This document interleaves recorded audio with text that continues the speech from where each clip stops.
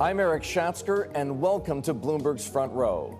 Today I'm talking to Orlando Bravo, the Puerto Rican billionaire who's shaking up the pinstriped world of private equity. His firm, Thoma Bravo, has grown at a blistering pace, from $10 billion in assets to $80 billion in 5 years. Unlike his peers across the buyout landscape, Orlando does deals in only one industry: software. He calls it the best business in the world. You have recurring revenues, you have high rates of growth, you have gross margins that are 90%, you have the potential for big cash flow margins, and software is becoming the business of everything. The field is getting more crowded. Orlando and I discuss growing competition from hedge funds, why he'd never invest like ARK's Cathie Wood, how to do a SPAC the right way, cheering on the next short squeeze. Here's my conversation with Orlando Bravo. You buy software companies and only software companies. Why? Oh, that's easy, because software is the best business in the world.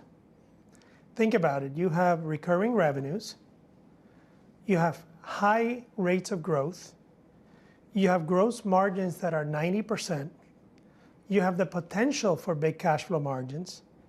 It's a fragmented industry where you can consolidate markets, and software is becoming the business of everything.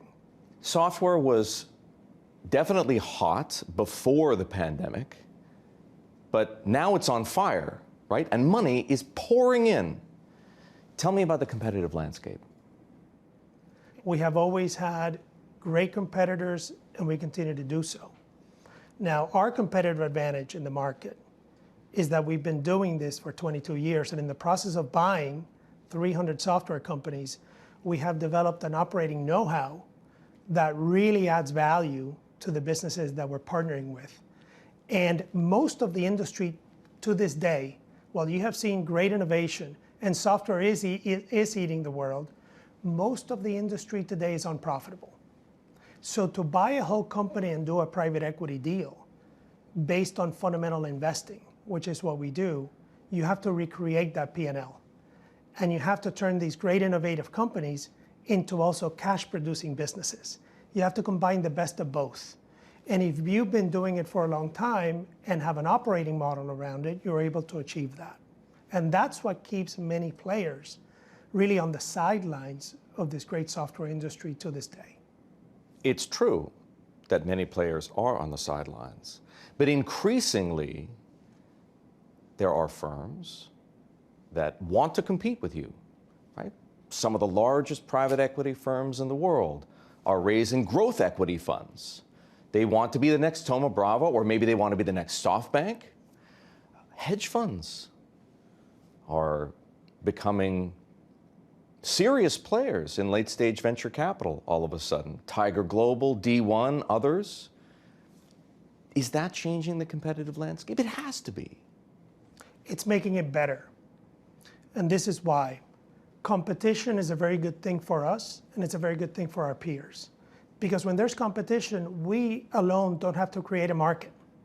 When a company receives many different kinds of proposals, maybe a growth round proposal, an acquisition proposal, they feel a lot better about where they should be valued at and where they should trade. So if software is as attractive as you say it is, and I believe you, and furthermore you have a track record to back it up, why hasn't everybody figured this out? One is the lack of profitability in the industry overall keeps many players out. We started when we were very small, so you're doing small deals. So you can take the risk of learning operations and learning how to run these things in partnership with management when you're investing $50 million. Are you ready to take that risk when you're investing $7 billion and doing it for the first time, of turning a company from negative 10% to 40 while not hurting their growth rate and allowing that innovation curve to continue? That's a tall order. That's the number one reason.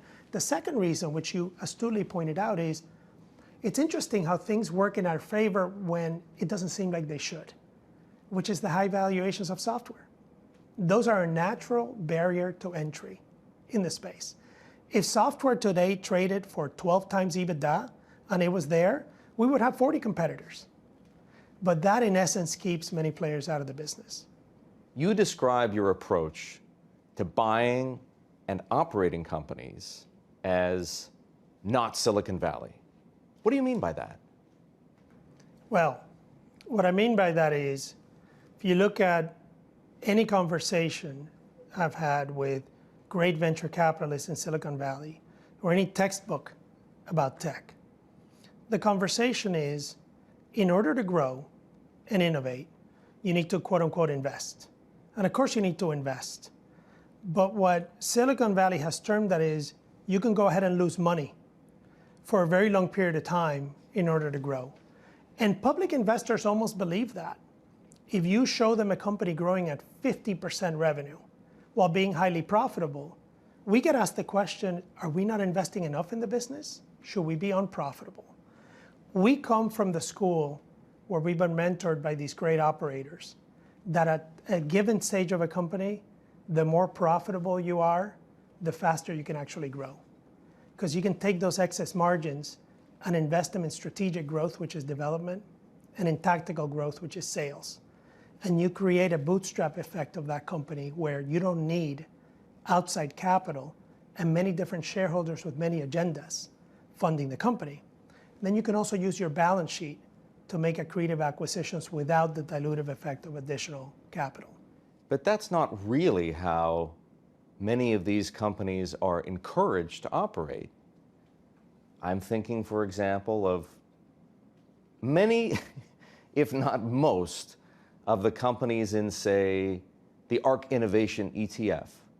These are companies that are just going for it, right? That's the thesis underpinning those investments. Spend whatever it takes to create a total addressable, even if you don't even know what the TAM is, spend whatever it takes to create a TAM, and somewhere down the road, everything's going to be fine. Is that wrong? We don't subscribe to that philosophy. We are perhaps too conservative. We could not invest other people's money on that hope, on a pipe dream. We just couldn't do it. Why is it so fashionable then? It could be. Look, in times when capital is very cheap, when there's a lot of it, when there's a great tolerance for risk. I'm not saying that that doesn't work, but on average and over time, it's all about fundamentals. You still believe that? 100%. And fundamentals are a dirty word in some tech circles. And once again, that does not mean that you need to absorb things that are different. You can be a great fundamental investor, but notice what's going on in the gaming industry. Notice what's going on in blockchain. Notice how you can get disrupted in many different ways, and be open-minded enough to get into those areas, and don't be afraid to take risk, as long as that risk is consistent with the type of culture that you have and your ability to absorb it. And for us, a risk that is, let's invest for 10 years and see what's behind the door after those 10 years, it's too far out. It would not work.